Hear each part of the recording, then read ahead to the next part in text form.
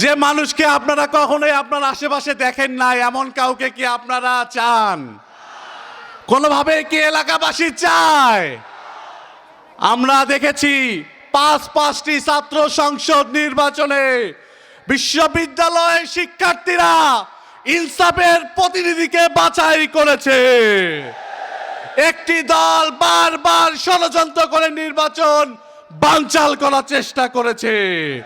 সর্বশেষ শাহজালাল বিজ্ঞান ও প্রযুক্তি বিশ্ববিদ্যালয় যখন তারা বুঝতে পেরেছিল তারা আর কোনোভাবে জয়ী হতে সক্ষম নয়, তারা নির্বাচনটি স্টে করে দিয়েছে।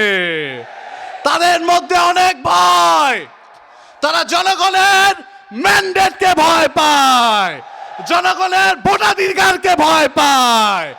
যারা এই ভোটাধিকারকে ভয় পায় আগামী 12ই ফেব্রুয়ারি বাংলাদেশের আপন মানুষ তাদেরকে লাল কার্ড দেখাবে। এ পর্যায়ে বক্তব্য রাখছেন ডাকসুর পরিবহন সম্পাদক, বাংলাদেশ ইসলামী ছাত্র শিবির ঢাকা মহানগর পূর্বের সংগ্রামী সভাপতি ছাত্র নেতা আসিফ আব্দুল্লাহ। আসসালামু আলাইকুম রহমতুল্লাহি আবরকাতুহ। ভাইরা কেমন আছেন সবাই? আলহামদুলিল্লাহ আমরাও ভালো আছি, কিন্তু আমরা তো সবসময় ভালো থাকতে পারছি না।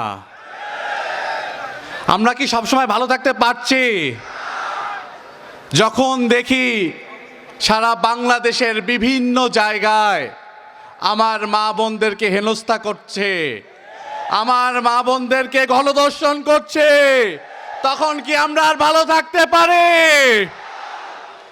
গতকালকে নিউ চট্টগ্রামে আমাদের এক স্কুল শিক্ষার্থী এক বোনকে গণধর্ষণ করেছে, ফেনীতে গণধর্ষণ হয়েছে, ঢাকা থেকে শুরু করে সারা বাংলাদেশের বিভিন্ন জায়গায় আমাদের মা বোনদেরকে হেনস্থা করা হচ্ছে। যারা আমাদের মা বোনদেরকে সম্মান দিতে জানে না তারা কিভাবে রাষ্ট্রকে নিরাপদ রাখবে আমি বুঝি না। আপনারা কি বুঝতে পারেন তাদের দ্বারা কি আমাদের এই রাষ্ট্র নিরাপদ হওয়া সক্ষম? কোনোভাবে সম্ভব? আমরা চেয়েছিলাম জুলাই গণঅভ্যুত্থান পরে আমরা একটি নতুন বাংলাদেশ, যে বাংলাদেশ তরুণ প্রজন্মের যে ম্যান্ডেট নিয়ে তাদের আকাঙ্ক্ষা নিয়ে বাংলাদেশ গড়ে উঠবে। আমরা ভেবেছিলাম এই রাজনৈতিক কালচার হবে, প্রত্যেকটি ক্যান্ডিডেট তার নির্বাচনী ইস্তেহার আপনাদের সামনে পেশ করবে, যাদেরকে ভালো লাগবে, যাদের অতীত আপনারা জানেন, যাদের অতীত কলুষিত নয়, যারা দুর্নীতিবাজ নয়, যারা চাঁদাবাজির সাথে জড়িত ছিল না, যারা এলাকার মানুষের মাঝে ছিল, তাদেরকে বিজয়ী করবে। যে মানুষকে আপনারা কখনোই আপনার আশেপাশে দেখেন নাই এমন কাউকে কি আপনারা চান? কোনোভাবে কি এলাকাবাসী চায়? আমরা দেখেছি পাঁচটি ছাত্র সংসদ নির্বাচনে বিশ্ববিদ্যালয়ের শিক্ষার্থীরা ইনসাফের প্রতিনিধিকে বাছাই করেছে।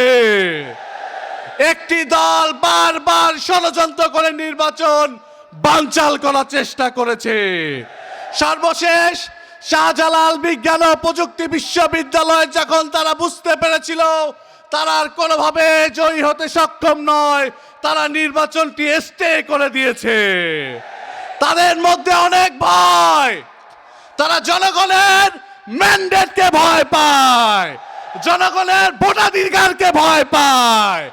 যারা এই ভোটাধিকারকে ভয় পায় আগামী 12ই ফেব্রুয়ারি বাংলাদেশের আপন মানুষ তাদেরকে লাল কার্ড দেখাবে। নীলফামারী 2 আসনের আমাদের সম্মানিত সংসদ সদস্য পদপ্রার্থী 11 দলীয় নির্বাচনী ঐক্যের সংসদ সদস্য পদপ্রার্থী ইনসাফের প্রতীক দাঁড়িপাল্লা মার্কায় আপনার সিল দিয়ে আপনার ভূমিকা রেখে আমরা 12 তারিখে আমাদের জয় নিয়ে ফিরবো ইনশাআল্লাহ। আগামী রাষ্ট্রনায়ক ডাক্তার শফিকুর রহমানের নেতৃত্বে আগামী বাংলাদেশ ন্যায় এবং ইনসাফের ভিত্তিতে পরিচালিত হবে। সেই দিন পর্যন্ত রাজপথে অতন্ত প্রহরীর মতো থেকে এই ভোটাধিকারকে নিরাপদ রেখে সারা বাংলাদেশের মানুষকে সাহস জুগিয়ে রাজপথে থাকবেন, এই আহ্বান রেখে আমার কথা এখানে শেষ করছি। ইনকিলাব জিন্দাবাদ।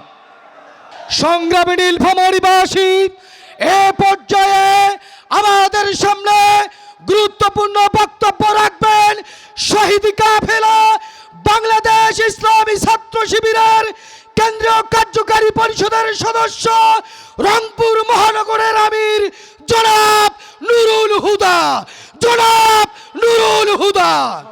আলহামদুলিল্লাহ, আলহামদুলিল্লাহ রব্বিল আলামিন, আসসালাতু আসসালামু আলা রাসূলিল কারীম। আজকের এই নির্বাচনী জনসভায় সম্মানিত অতিথিবৃন্দ, সম্মানিত উপস্থিতি, আসসালামু আলাইকুম ওয়া রাহমাতুল্লাহ। প্রিয় উপস্থিতি, আমি এখানে এই জনতার সামনে জিজ্ঞাসা করতে চাই যে জুলাই আন্দোলন আমরা করেছিলাম, সেই আন্দোলনের কি চূড়ান্ত সফলতা এসেছে? আমরা কি চাঁদাবাজি কি বন্ধ হয়েছে? টেন্ডারবাজি বন্ধ হয়েছে? খুন বন্ধ হয়েছে?